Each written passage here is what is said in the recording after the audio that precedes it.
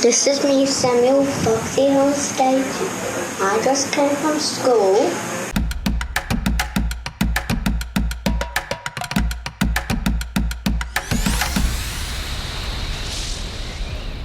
Welcome back to Foxy TV. This week we're going to be answering your questions.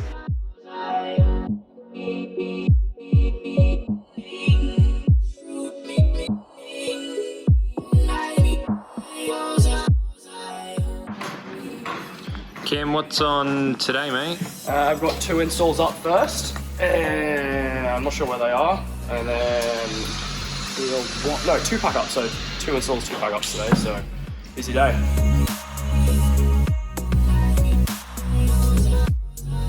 Before we get to answering your questions, we're going to give you a quick look at an install on the north side of Brisbane that had a little bit of a twist.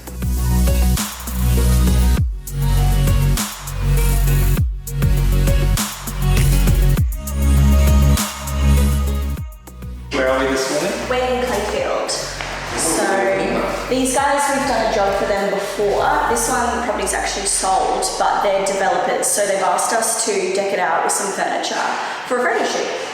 So we are going to store some of the client stuff that already moved in. We're going to pop that in the garage, pop this stuff in overnight. So they're only actually doing a hire for overnight. We're going to pack it up tomorrow.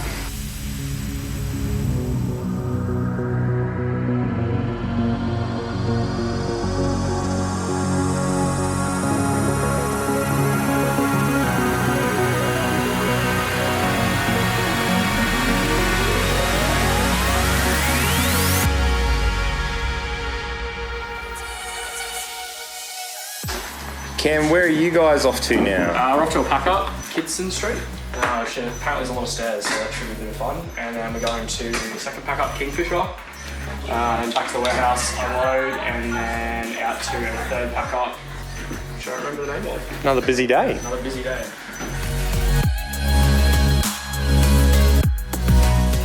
Now let's head back to the warehouse to get your questions answered. Do you keep an inventory of each house that you stage, and what happens to damaged items? So we do keep an inventory of furniture items. So anything the furniture that's in the warehouse, the main part, and then we don't keep an inventory specifically, like as in a written thing of accessories and that sort of thing, but you keep photos. Yeah, it's a photography checklist that we do. Otherwise it's too inefficient time. So it's a different process for the two things. We used, what was the program we used? Vibrant for a long time. No, for a short time. It was too time consuming. It took too long when we had bigger install with all the smaller trinkets being scanned in and out. It didn't work. This process works really well for us. Yep. And what happens to damaged items? So as far as all the fluff is concerned, it's case by case. If wind blows over a vase, it's going to happen. If a trinket gets broken, the outdoor setting gets blown over in the wind and the glasses break, we're pretty sensible when it comes to that. We know it's going to happen. So it's really case by case, but most of the time we accept written off damaged stuff. Bigger stuff, again, case by case. If a dog, for example, wheezes on the rug, if a child gets to the coffee table with an orange highlighter, both of those are situations that have both happened. Both times we've had to pass on a replacement cost to the client. If we can fix it, we will. If we can't, we have to pass on a replacement cost. Is that written into the terms? Yeah, so we covered for fire theft and flood and all that sort of stuff. But when it comes to accidental damage and malicious damage, it's sort of a case-by-case thing. And talking about insurance, someone just wanted to know about insurance for homesteading. So I know we've talked about it before, but if we just briefly mention. So we've got, I guess, the normal insurances for any business, like public liability. We've got insurance for the truck and our cars and vehicles. We've got plate glass insurance and other theft and insurance for everything here at the warehouse. Specifically for home staging, I guess the one that is a little different is that we also have an insurance for any one location that isn't here at the warehouse. So it can be any one house. So if a house floods, and we might have 55 houses out at any one time, if one of them floods, we're covered to a certain up to a certain amount for that one location, and that can be, we can claim on that policy multiple times if we have multiple issues, theft in different locations, but it's I guess that's the one that's a little different than most for home staging. And I went back because the last time we got asked, I said there's a benefit to going through a broker. So I went back and had a look. So the benefit is that we're covered with in transit. So basically, if my car's full of accessories and I get T-boned and everything's broken, it's covered. And that's just included in our cover because we've gone to a broker. So transit insurance, in transit insurance. Okay. Someone wanted to know about, said they wrote green plants versus flowers. So, do you want to answer that, Jake? I'll leave this one for you. All right, so we own both. We've got lots of different types. We've got all types of greenery. So it really, honestly, depends on the target market as to which one we use. You will notice that we have a preference for greenery. We tend to style towards a younger demographic. The greenery is really vibrant. It appears really nicely in the photos. It is post-processed really, really well by the real estate photographers, whereas the florals become really washed out. Florals also don't have the longevity when it comes to the versatility of our inventory, but it's down to who is the target market and a personal preference of both the stylist and the agent. So I will incorporate more flowers in my styling when it comes to a bigger home, when I feel like it's going to be a family home, but you'll very rarely see peonies on the dining table for us. Magnolias are a different caliber of floral, but standard florals, you'll very rarely see them on the dining table spread for us. What do you do when a client doesn't want to hang or pitch artwork because they'll have picture hooks in their walls? We have this discussion on a regular basis with clients. A lot of people, and you have to understand from where they're coming from, a lot of people don't sell multiple homes in their lifetime, and they've just spent $10,000 to $15,000 to have their entire interior of their home repainted. So I understand the hesitation for us to then come to holes in the walls when they don't have the certainty of selling. So you have to empathise with them in that respect.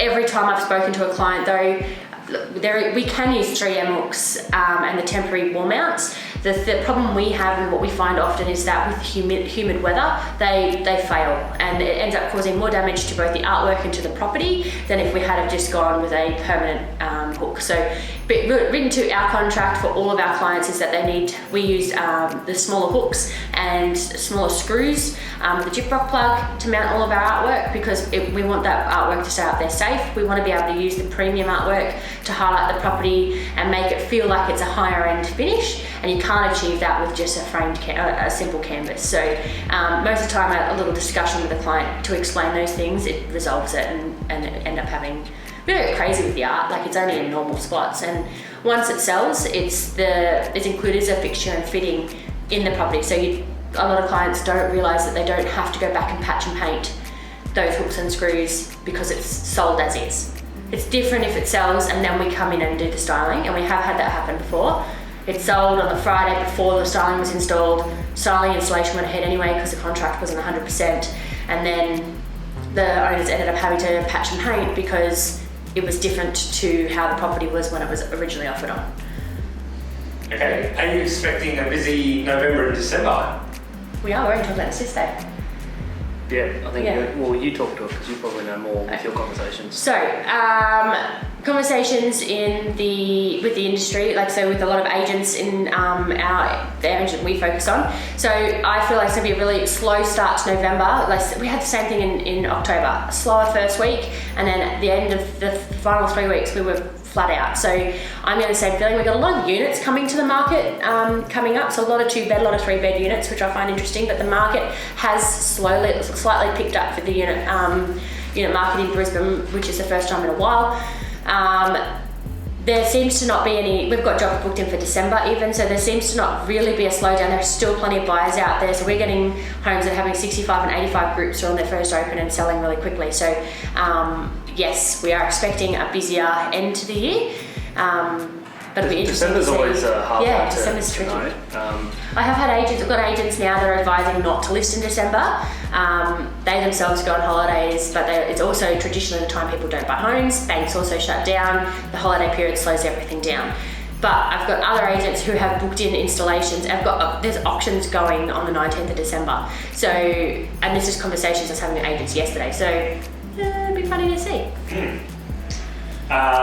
Walk-in robe style. Do you do it? Well, this is why you asked me what WIR stood for. No, so well, we can. We've got the stuff to do it, but we don't do it lots because I don't feel, for the caliber of home we are styling, I don't see a return on investment for a client to then charge them to deck out the walk-in robe. If we were styling a home and the walk-in robe was a main selling feature, and I have seen that when you walk in, it's got the lights, it's got the music, it's got all a his and a hers section, it's got the middle, everything's all decked out with the shoe racks, and you've spent a lot of time and effort to get it perfect, then absolutely, if it's a highlight and there's going to be a photo of that up on realestate.com, it needs to be styled. But for the caliber of homes we style, we don't. Okay, and then the last Q&A I finished with, what are you watching on Netflix? Have you watched any new series or any movies lately?